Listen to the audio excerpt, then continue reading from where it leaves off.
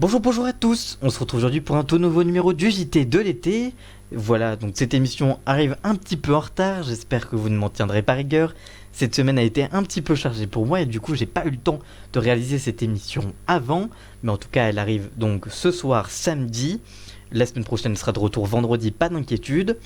Au sommaire cette semaine, on va parler des 12 coups du midi. Vous allez découvrir qui se cache derrière la nouvelle étoile mystérieuse du jeu de TF1.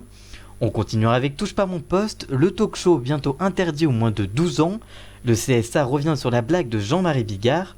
On vous donnera tous les détails de cette affaire en milieu d'émission. Et on terminera cette émission avec la Villa La Bataille des Couples, la saison 2 bientôt de retour, avec des nouveautés sur TFX. On vous donnera le casting, les nouveautés, bref, la date de diffusion aussi. Bref, vous saurez tout sur le retour de la Villa La Bataille des Couples. Voilà donc pour le sommaire. On lance le générique et on en parle juste après. Alors, c'est parti, générique. Le JT de l'été. On commence cette émission et cette partie info avec les 12 coups du midi. Découvrez la nouvelle étoile mystérieuse qui se cache dans le jeu de TF1. Chaque midi, Jean-Luc Reichmann présente son jeu Les 12 coups du midi et le maître de midi cherche comme chaque midi l'étoile mystérieuse. Depuis de très nombreuses années, Jean-Luc Reichmann est aux commandes de son jeu Les 12 coups du midi. Après avoir abandonné les petits aliens violets dans Attention à la marche, il convainc à nouveau le cœur des Français avec Z dans les 12 coups de midi. Chaque midi, 4 candidats viennent affronter le maître de midi, et comme dans chaque émission, ce dernier, s'il n'est pas éliminé, propose le nom d'une personnalité qui pourrait se cacher dans l'étoile mystérieuse, et actuellement sur TF1, c'est Michel Thor, la chanteuse des années 60 qui s'y cache depuis ces derniers jours, et qui devrait être révélée entre fin août et début septembre. Une nouvelle étoile pour le maître de midi Paul, affaire à suivre. Et on continue cette émission avec Touche pas mon poste, le talk show bientôt interdit aux moins de 12 ans, le CSA revient sur la blague de Jean-Marie Bigard. Diffusée il y a quelques mois, la blague de Jean-Marie Bigard ne passe pas pour le CSA, qui menace Touche pas mon poste sur sa signalétique. En effet, c'est le 11 février dernier que Touche pas mon poste recevait en direct Jean-Marie Bigard. L'humoriste, comme à son habitude, a raconté une blague, celle du médecin et sa patiente, dans lequel cette dernière se plaignait d'une déchirure. La blague se concluait sur un viol décrit de manière explicite. La séquence a rapidement été coupée du replay et de la rediffusion du lendemain. Malgré cela, de nombreux signalements auprès du CSA ont été enregistrés. Les sages indiquent dans un communiqué, je cite, « Les plaignants y dénoncent des propos qui participent à banaliser de telles violences ainsi que l'attitude de l'animateur. » Quelque temps plus tard, Jean-Marie Bigard avait vu plusieurs dates de spectacles annulées et était revenu en plateau, vêtu d'un t-shirt plus qu'évocateur, avec inscrit dessus « Allez tous vous faire enculer ». Ce jour-là, il estimait avoir été incompris sur le sens de cette blague qu'il avait déjà racontée en 2013, toujours dans le talk show. Le Conseil a examiné la séquence lors de leur assemblée du 3 avril dernier et viennent de publier leur décision sur le site. Ils indiquent, je cite, « Le CSA a relevé le caractère particulièrement cru et violent de la plaisanterie et a appelé fermement l'attention des responsables de la chaîne sur le risque de banalisation de comportements inacceptables qui pourraient véhiculer ce type de séquence. Le Conseil menace de changer la classification de l'émission d'Access de C8 suite au relevé de dans cette même émission du 11 février dernier, entre 20h40 et 21h15, 3 séquences, je cite, inadaptées au jeune public. Le CSA appelle les responsables de la chaîne à une plus grande vigilance quant au contenu de cette émission, diffusée à une heure de grande écoute familiale. Le talk show de Cyril Hanouna pourrait, en cas de nouveau dérapage, être classé en catégorie 3 et donc interdit aux moins de 12 ans et par la même occasion une programmation à 22h. Sur le site du Conseil supérieur de l'audiovisuel, il est indiqué, je cite, « À titre exceptionnel, il peut être admis une diffusion après 20h30 de programmes de cette catégorie, sauf les mardis, vendredis, samedis, veille de jours fériés et pendant les périodes de vacances scolaires. La saison 10 de Touche pas mon poste pourrait être donc très affectée si cela arrivait. » Une annonce qui s'ajoute à une tentative de vol dans les locaux de l'émission de Cyril Hanouna. En effet, comme le rapporte le journaliste Raphaël Maillochon de BFM Paris, 3 voleurs ont été interpellés suite à une tentative de vol dans les locaux du talk show ce jeudi 8 août. Les individus ont fracturé la porte d'entrée et tenté de dérober un ordinateur portable. Le syndicat autonome et indépendant du groupe Canal+, précise que ce sont les studios de Canal+, la Canal Factory, qui a été attaquée à cet endroit et tourné plusieurs émissions comme le Canal Football Club, C'est que de la télé, ainsi que Touche pas mon poste.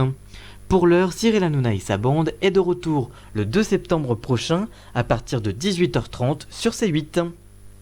Et on termine cette émission avec la bataille des couples, la saison 2 bientôt de retour avec des nouveautés sur TFX.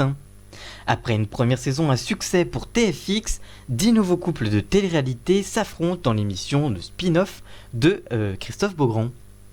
Christophe Beaugrand et la coach Lucie Mariotti sont de retour pour une toute nouvelle saison de la bataille des couples. Pour rappel, dans cette émission, 10 couples de télé-réalité s'affrontent pour tenter de remporter jusqu'à 60 000 € et succéder à Benoît et Yesta, anciens candidats de Koh-Lanta et gagnants de la première édition. Du côté du casting, les téléspectateurs retrouveront Mélanie et Vincent, ainsi que Chloé et Virgile, deux couples de la saison 4 de la Villa des Cœurs Brisés, ainsi que Bastien. Ce dernier viendra en compagnie de Julia de la 7ème saison des Marseillais. Maxime et Alizé, qui ont marqué les téléspectateurs de M6 grâce à leur participation à Pékin Express, seront également là. Ils retrouveront Oussama, qui a lui déjà participé aux Anges de la télé-réalité sur Énergie 12. Il sera accompagné de Inès, connue par les 10 couples parfaits saison 2, Wafa et Oliver de Koh-Lanta, Fidji et Dylan de la dernière saison des Princes et Princesses de l'amour seront également de la partie. Les plus fidèles téléspectateurs de TFX retrouveront aussi le couple de la Villa des Cœurs Brisés saison 3, Fanny et Nani, ou encore Anthony de la Villa des Cœurs Brisés saison 2, avec Emma de 10 couples parfaits saison 3. Enfin, les influenceurs Olivia et Alexandre bouclent le casting de cette seconde saison. Des nouveautés dans le principe du jeu seront aussi à attendre pour cette seconde saison sur TFX. En effet, cette année, les candidats pourront à tout moment se soumettre à des épreuves flash, auxquelles s'ajoutent des épreuves piliers et arena. Au cours de chacune de ces deux épreuves, les couples gagnants remporteront une immunité. Nouveauté cette saison, ces deux couples auront aussi droit à une place à la table du pouvoir. Lors de cette dernière, les deux couples gagnants pourront choisir un troisième couple nominé. Le vendredi, il y aura toujours la cérémonie d'élimination, mais cette dernière ne sera pas toujours synonyme de départ. En effet, le couple ayant reçu le plus de votes ne sera plus systématiquement éliminé. À la manière de Pékin Express, une enveloppe préalablement déposée chez un huissier de justice déterminera si la semaine est éliminatoire ou non. Niveau audience, la première saison de la Villa La Bataille des Couples avait enregistré un bilan satisfaisant pour TFX. Diffusée entre juillet et septembre 2018, la saison avait été séparée en deux parties, suite à un changement d'horaire. La première partie, diffusée du 16 juillet au 17 août à 18h30, avait réuni 338 000 téléspectateurs et 3% de part de marché.